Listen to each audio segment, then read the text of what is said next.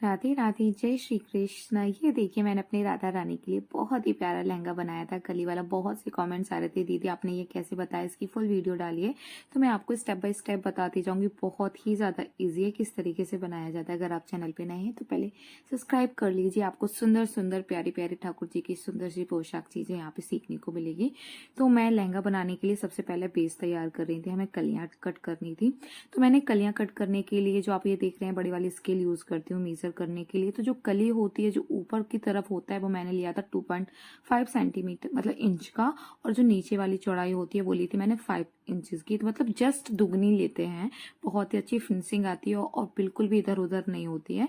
इसी तरीके से मैंने 22 कलियां ली थी। जो आपको व्हाइट कलर दिख रहा है ये मैं किस पे लगा रही हूँ, तो ये मैं व्हाइट कलर की मोटी वाली वक्रम यूज कर रही हूँ जो मार्केट में बहुत ही ज्यादा इजीली मिल जाती है और 50 रुपए मीटर मिलती है। तो मैं पूरा थोक का लेके आती हूँ क्योंकि मेरे ठाकुर जी की, मुझे सब ठाकुर जी मैं यूज करती हूँ। मैं मोस्टली ये वाली वक्रम बहुत ही अच्छी क्वालिटी होती है और इसको धुलने के बाद बिल्कुल भी नहीं निकलती है। तो इस तरीके से आपको पूरा कट कर लेना है।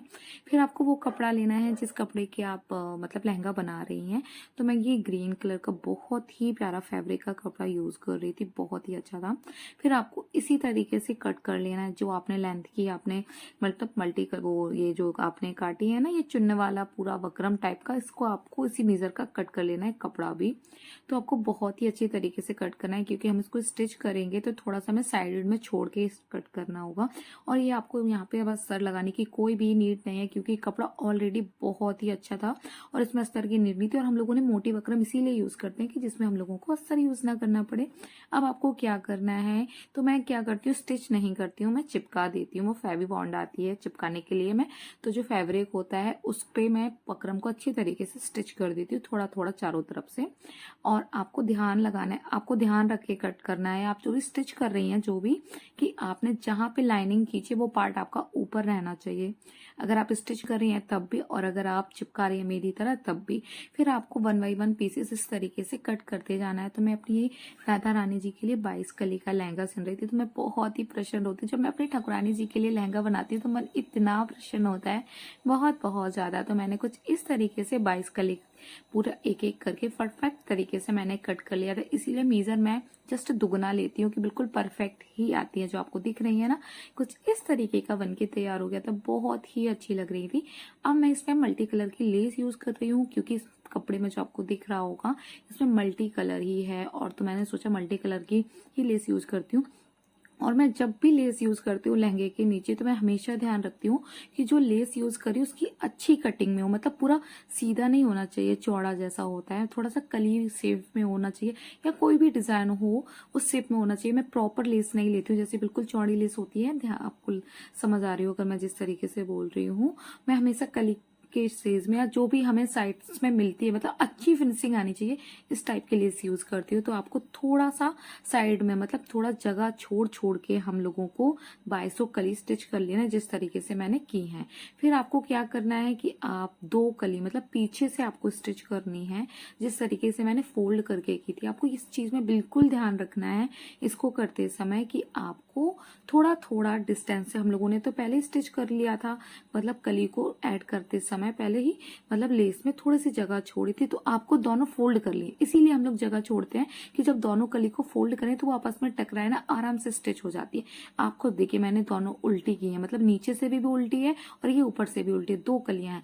तो आपको ध्यान रखना है सिलते समय। मैं आपको सीरियसली बता रही हूँ, मैंने जब स्टार्टिंग में सिला था तो मुझसे मिस्टेक होती थी, फिर अब मुझे पता चल गया कि मैं गलती क्या करती हूँ कि मतलब आपको जो नीचे की मतलब 2 जहाँ पे हम लोगों ने 5 इंच की ली थी वहां से आपको बिल्कुल स्टार्टिंग से ही सिलाई करनी है। और फिर जब आप ऊपर आते जाएंगे मतलब ढाई तरफ 2.5 के पास आएंगे तो आपको थोड़ा और एरिया कवर कर लेना, मतलब हम लोगों को ऊपर रखनी चाहिए। अगर 2.5 है तो आपको उसमें से 5 इंच फर्स्ट वाली से और दूसरी वाली से 5 इंच को अच्छे से दबा देना है। तो ऊपर जो कली होती है नीचे वो बहुत ही अच्छी तरीके से उभर के आती है, तो बहुत ही प्यारा लुक लगता है। और फिर हमें अपनी राधा रानी के कमर के अनुसार भी सिलना होता है। तो मेरे जो किशोरी जी हैं वो 7 इंच के किशोरी जी हैं, तो मैं उन्हीं के लिए बना रही थी। तो मुझे उनके कमर का भी ध्यान रखना था। तो जितना आप पतली करेंगे ऊपर के लिए उतनी ही कली नीचे बहुत ही सुंदर आती है। तो कुछ इस तरीके से मेरी प्यारी सी राधा रानी जी का कली वाला लहंगा बनके तैयार हो गया था। और मैंने ऊपर डोरी डालने के लिए बना लिया था। मैं डोरी तुरंत नहीं डालती हूँ क्योंकि मुझसे नहीं डलती है, तो मैं पहले बना लेती हूँ फिर उसके बाद ही डालती हूँ। तो मैंने इसमें 2 कलर की चुनरियाँ बनाई थी। वही लेस आप देख रहे हो मैंने चुनरी में यूज की, वही मैंने लहंगे की डिजाइन में यूज की थी। तो मैंने 2 इसलिए बनाई थी क्योंकि ये मल्टी कलर का था। तो मैंने एक पिंक कलर की नेट की चुनरी बनाई थी और एक येलो कलर की नेट की चुनरी बनाई थी। अब मैं इसमें लगा रही थी लटकन, क्योंकि जो कली वाला लहंगा होता है उसमें लटकन लगने के बाद बहुत ही प्यारी सुंदरता आ जाती है। तो मैंने 2 कलर के लटकन यूज किए हैं। ये मैं ऑनलाइन मंगवाती हूँ पॉम पॉम, बहुत ही मतलब बहुत ही सस्ती मिलती है और ढेर सारी आ जाती हैं।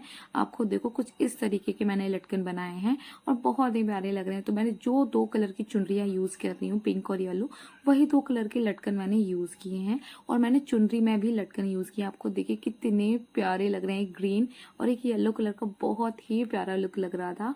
और इसकी मैंने जो चोली बनाई थी वो बिल्कुल सिंपल और प्लेन बनाई थी क्योंकि लहंगा और चोली में ऑलरेडी बहुत ही वर्क था, तो मुझे प्लेन चाहिए थी। तो कुछ इस तरीके से मेरी प्यारी सी राधा रानी जी का लहंगा बनके तैयार हो गया था। आई होप आपको अच्छे से समझ में आ गया। अगर कोई डाउट हो तो प्लीज कमेंट्स में पूछना, मैं आपको पक्का रिप्लाई दूंगी। अगर पसंद आया हो तो लाइक जरूर कर देना और कमेंट में बताना कि आपको मेरी प्यारी सी श्री जी और का लहंगा कैसा लग रहा है। अगर पसंद आए तो लाइक करना, प्रेम से बोलिए राधे राधे।